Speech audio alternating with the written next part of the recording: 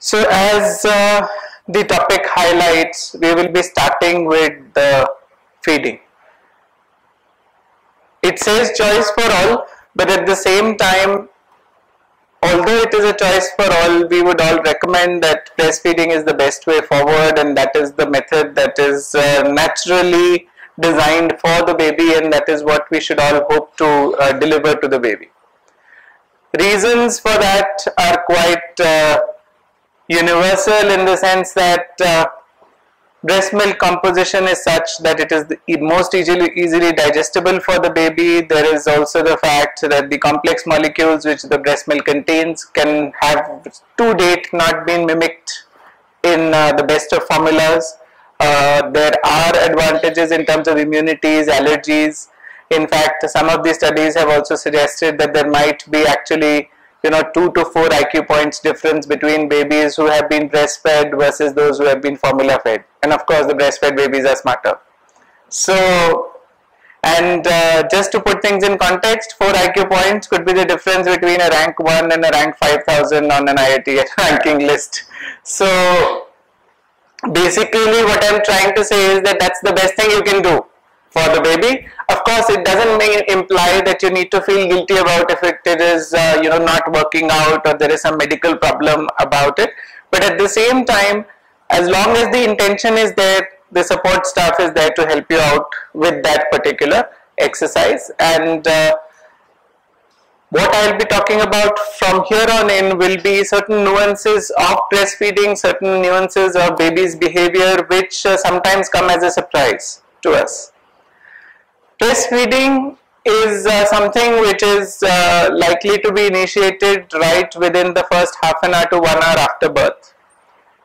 Initially, the output is going to be zilch, zero. It is going to be only colostrum. It is a kind of a yellowish thick fluid which is likely to last for a couple of days. It could be 15 to 20 ml on the first day. It could go up to 30-35 ml on day 2, right? So the volume, although it might appear very insufficient, what is 30 ml? 30 ml is like very small amount, right? And over a period of 24 hours, that should be insufficient as far as human brain logic kind of suggests. But that is how nature designed it to be. Either something has gone wrong, or what has happened is that it was intentionally that way. The intention of having a low milk output in the first couple of days is partly to do with the fact that babies are expected to lose some weight in the first few days. In fact, if they don't lose this particular weight, which is the excess fluid, babies are in fluid, in the amniotic fluid, they swell up like raisins in water. Okay, and this extra fluid needs to be lost. In the first 48 to 72 hours, this extra fluid gets absorbed by the body and kind of removed as urine. But at the same time, this extra fluid should not be compensated by giving extra milk, which is what we try to do if we give top feeding. So nature designed it to be less, and we might as well prepare ourselves mentally for the fact that the baby might be demanding feed, might be suckling on the empty breast, might be feeding every half an hour, 45 minutes, might be having a period of inexplainable hunger for a period of 3, 4, 5 hours. All of these things are pretty much normal. Perseverance is the key. One needs to just tide over this period. The best stimulus for more lactation is the suckling of the baby. And as the first 24 to 48 hours elapse, the output is likely to multiply many times. Alternating with this is also the fact that the baby will have only 2 things to do. One is breastfeeding, the other is sleeping. So the sleep pattern is obviously going to be as unpredictable as the breastfeeding pattern is. To complicate things further, what happens is that the duration of breastfeeding or per feed also is not fixed. Sometimes the baby might be satisfied in 5 minutes, sometimes the baby might feed continuously for 45 minutes. The strength of the suckling of the baby, which can sometimes be very strong, and sometimes it might be very ineffective and restless, and they might suckle a few times and then leave, right? All of these behaviors of the baby are quite normal. In fact, funny names are attributed to, behavior patterns of the babies, like, some babies are described as barracudas who are so vigorous in suckling that they can draw out blood. Right? Nomenclature is something which is the hallmark of medicine. We keep all very funny names for particular things and then we feel कि हमने बहुत कुछ सीख लिया. That is the basic principle of medicine. But in any case, barracudas is one behavior which is described. Some behavior is described as ineffective restlessness.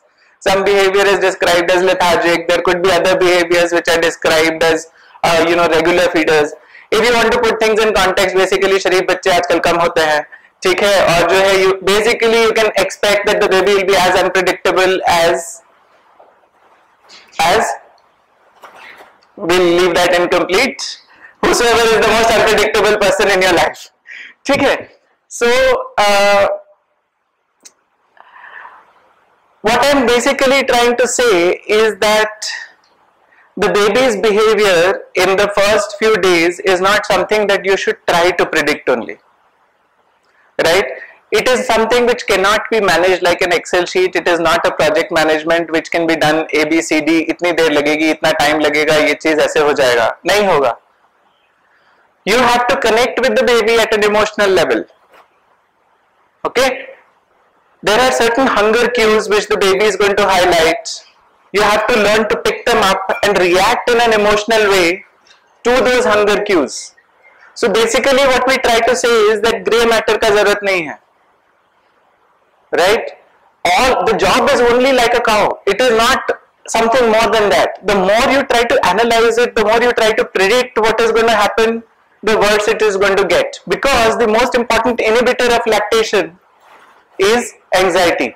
The more you get this feeling कि हाय नहीं हो रहा है, कुछ भी नहीं होगा, ठीक है. So basically the overall idea is to ensure that all of us are mentally prepared and kind of attuned to the fact that all that you have to do is to react to the needs and requirements of the baby, and this is more about the observing the behavior of the baby. Hunger cues could be like slow suckling motions, slow cycling movements of the legs. There could be taking hands to mouth. There could be cloth that the baby starts to suck on. All of these are hunger cues. The best time to feed the baby is the time when the baby is alert, active, hungry, but not yet crying. Alert, active, hungry, but not yet crying. Again you are trying to write notes. नहीं होगा ऐसे, ठीक है. What I am trying to say is that this phase is going to last only for 90 seconds. Okay, you miss it, the baby will be crying. You try too early, the baby will be lethargic. 2 minute feed लेगा, सो जाएगा. Right? All that you have to do is to connect with the baby and kind of take the cues from the baby and attempt to feed at that particular point in time. So the bottom line is that the demand is expressed by the baby, not the clock. 2 घंटे हो गए मतलब ये नहीं है कि baby को feed करने की जरूरत है. 4 घंटे हो गए तो भी मतलब नहीं है. There is an upper limit, which is that okay, if the baby is like kind of sleeping continuously in the first 48 hours for the 4 or 5 hours or more, then you start to attempt to wake up the baby, right? And this also doesn't apply for babies who are low birth weight or large for dates. So both those categories excluded, basically you have a lot of margin. 15 minutes का interval पे भी मांग सकता है और जो है वो आपका 4-5 hours के interval पे भी मांग सकता है. So the most common feeding pattern for the baby is what we call phasic. There are periods when the baby asks for feed for every 15-20 minutes, and there are other periods when the baby doesn't ask for feed for 4-5 consecutive hours. And most commonly this asking for every 15-20 minutes happens between 11 p.m. to 3 a.m. ठीक है? Exactly. So this thing is that you are basically subservient to the baby and you are the provider. ठीक है? It is like suddenly God made you a servant, right? And schedules are set by the baby, demand is expressed by the baby. All that you have to do is make the food available when the baby asks. Ask is to be interpreted, but the ask has to be expressed by the baby and not. Okay? So, this session will tell us how to. well, to some extent, yes, you will have a theoretical background to it, but at the same time, unless you have seen the baby for a couple of days and handled the baby for a couple of days, it is very difficult to make sense of what I am trying to say. But at the same time, some of this is going to be repeated in the first 48 hours after delivery. We are going to be holding something called a newborn care counseling session, which is that we spend 1:1 time with you after the baby is there with you, so as to put things in better context. अभी तो ये सब general बात हो रहा है basically, so that you are not faced with the unknown, right? So that is overall the purpose of this particular thing. But of course, we would repeat some of this stuff and try to understand your issues better after birth.